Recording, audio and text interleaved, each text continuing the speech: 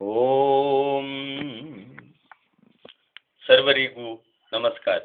ಈ ದಿನ ನಾವು ವಿಷ್ಣು ಸಹಸ್ರನಾಮ ಸ್ತೋತ್ರದ ಪೂರ್ವ ಪೀಠಿಕೆಯನ್ನು ಪಠಿಸೋಣ ಮತ್ತು ಕೊನೆಯದಾಗಿ ಧ್ಯಾನ ಸ್ತೋತ್ರವನ್ನು ಪಠಿಸೋಣ. ಓಂ ಶ್ರೀ ಗುರುಭ್ಯೋ ನಮಃ. ಹರಿ ಓಂ. ಶುಕ್ಲಾಂಬರಧರಂ ವಿಷ್ಣುಂ ಶಶಿವರ್ಣಂ ಚತುರ್ಭುಜಂ ಪ್ರಸನ್ನವದನಂ ಧ್ಯಾಯೇತ್ ಸರ್ವವಿಘ್ನೋಪಶಾಂತಯೇ. ನಾರಾಯಣಂ ನಮಸ್ಕೃತ್ಯ ನರಂ ಚೈವ ನರೋತ್ತಮಂ ದೇವೀಂ ಸರಸ್ವತಿಂ ವ್ಯಾಸಂ ತತೋ ಜಯಮುದೀರಯೇತ್. ವ್ಯಾಸಂ ವಸಿಷ್ಠನಪ್ತಾರಂ ಶಕ್ತೇಃ ಪೌತ್ರಮಕಲ್ಮಷಂ ಪರಾಶರಾತ್ಮಜಂ ವಂದೇ ಶುಕತಾತಂ ತಪೋನಿಧಿಂ. ವ್ಯಾಸಾಯ ವಿಷ್ಣುರೂಪಾಯ ವ್ಯಾಸರೂಪಾಯ ವಿಷ್ಣವೇ ನಮೋ ವೈ ಬ್ರಹ್ಮನಿಧಯೇ ವಾಸಿಷ್ಠಾಯ ನಮೋ ನಮಃ. ಅವಿಕಾರಾಯ ಶುದ್ಧಾಯ ನಿತ್ಯಾಯ ಪರಮಾತ್ಮನೇ ಸದೈಕರೂಪರೂಪಾಯ ವಿಷ್ಣವೇ ಸರ್ವಜಿಷ್ಣವೇ. ಯಸ್ಯ ಸ್ಮರಣಮಾತ್ರೇಣ ಜನ್ಮ ಸಂಸಾರ ಬಂಧನಾತ್ ವಿಮುಚ್ಯತೆ. ನಮಸ್ತಸ್ಮೈ ವಿಷ್ಣವೇ ಪ್ರಭವಿಷ್ಣವೇ. ನಮಃ ಸಮಸ್ತಭೂತಾನಾಂ ಆದಿಭೂತಾಯ ಭೂಭೃತೆ ಅನೇಕರೂಪರೂಪಾಯ ವಿಷ್ಣವೇ ಪ್ರಭವಿಷ್ಣವೇ. ಶ್ರೀವೈಶಂಪಾಯನ ಉವಾಚ. ಶ್ರುತ್ವಾ ಧರ್ಮಾನಶೇಷೇಣ ಪಾವನಾನಿ ಚ ಸರ್ವಶಃ ಯುಧಿಷ್ಠಿರಃ ಶಾಂತನವಂ ಪುನರೇವಾಭ್ಯಭಾಷತ. ಶ್ರೀಯುಧಿಷ್ಠಿರ ಉವಾಚ. ಕಿಮೇಕಂ ದೈವತಂ ಲೋಕೆ ಕಿಂ ವಾಪ್ಯೇಕಂ ಪರಾಯಣಂ ಸ್ತುವಂತಃ ಕಂ ಕಮರ್ಚಂತಃ ಪ್ರಾಪ್ನುರ್ಮಾನವಾಃ ಶುಭಂ.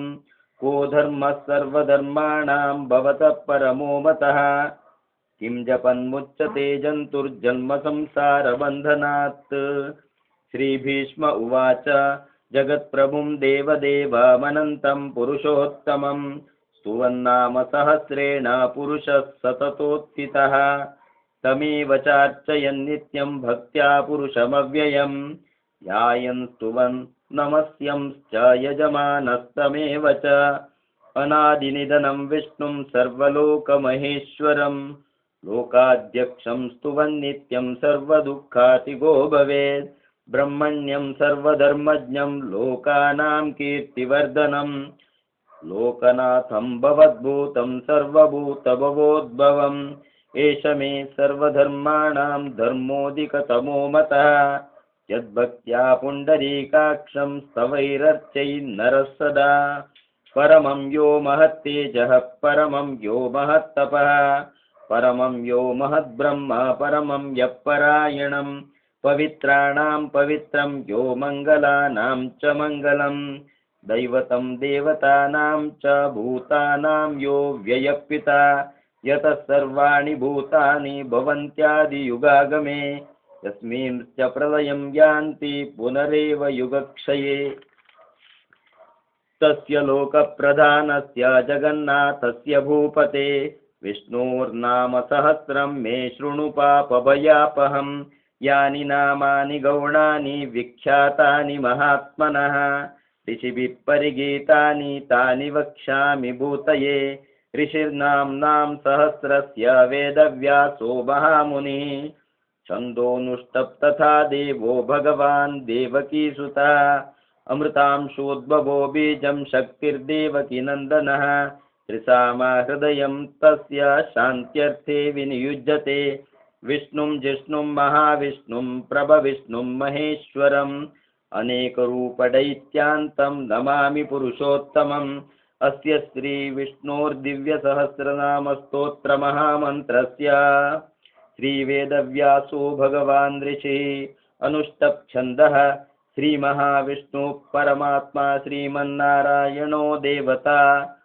ಅಮೃತಾಂಶೋದ್ಭವೋ ಭಾನುರಿತಿ ಬೀಜಂ ದೇವಕೀ ನಂದನ ಸೃಷ್ಟೇತಿ ಶಕ್ತಿಃ.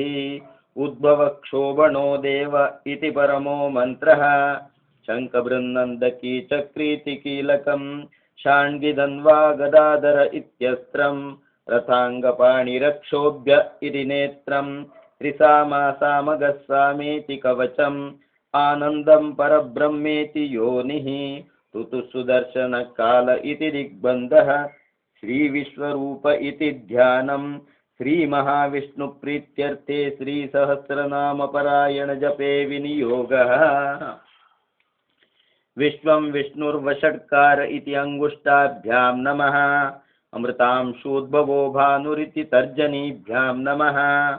ब्रह्मण्यो ब्रह्मकृद्ब्रह्मेति मध्यमाभ्यां नमः। सुवर्णबिन्दुरक्षोभ्य इति अनामिकाभ्यां नमः। निमिषो निमिषस्रग्वेति कनिष्ठिकाभ्यां नमः। रथाङ्गपाणिरक्षोभ्य इति करतलकरपृष्ठाभ्यां नमः। सुकृतः सुमुखः सूक्ष्मेति ज्ञानाय हृदयाय नमः। सहस्रमूर्धा विश्वात्मेति ऐश्वर्याय शिरसे स्वाहा। सहस्रार्चिः सप्तजिह्वेति शक्त्यै शिखायै षट्। त्रिसामासामगः सामेति बलाय कवचाय हुम्। रथाङ्गपाणिरक्षोभ्य इति तेजसे नेत्रत्रयाय वौषट्। षाण्गिदन्वा गदाधर इति वीर्याय अस्त्राय पट्। ऋतुः सुदर्शनकाल इति भूर्भुवस्वरोमिति दिग्बन्धः। अथ ध्यानं क्षीरोधन्वत्प्रदेशशुचिमणिविलसत्सैकते मौक्तिकानां। मालाक्लृप्तासनस्थः स्फटिकमणिनिभैर्मौक्तिकैर्मण्डिताङ्गः। शुभ्रैरभ्रैरदभ्रैरुपरि विरचितैर्मुक्तपीयूषवर्षे।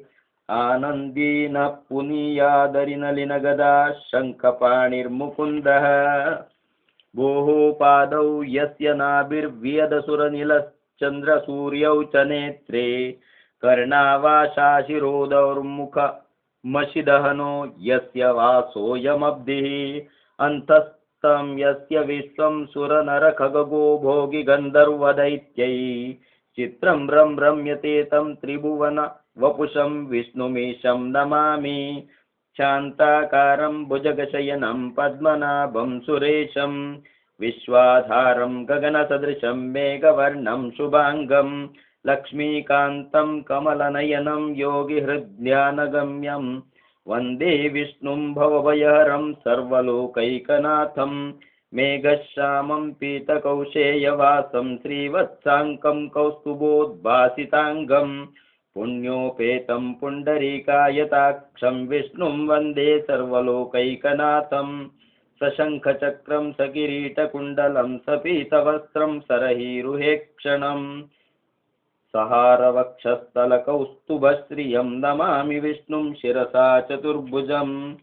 ॐ इति श्रीविष्णुसहस्रनामपूर्वपीठिका सम्पूर्णम्। हरिः ॐ।